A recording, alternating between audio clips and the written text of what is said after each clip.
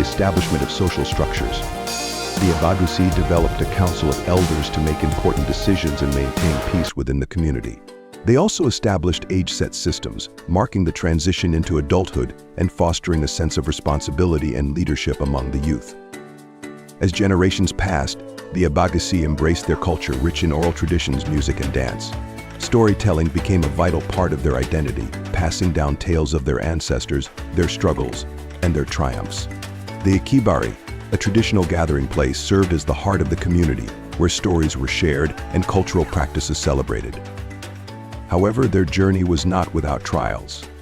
External forces, such as colonialism in the late 19th century, challenged their autonomy and way of life.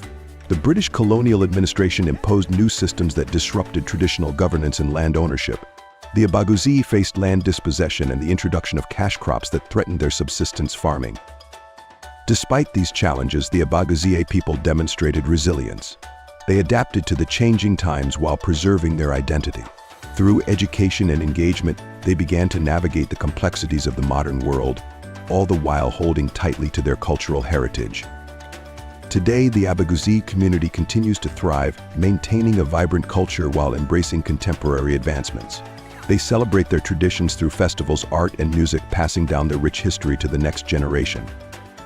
The origin of the Abagusii is a testament to the strength of community, the importance of cultural heritage, and the enduring spirit of a people who, through trials and triumphs, continue to carve their path in the world.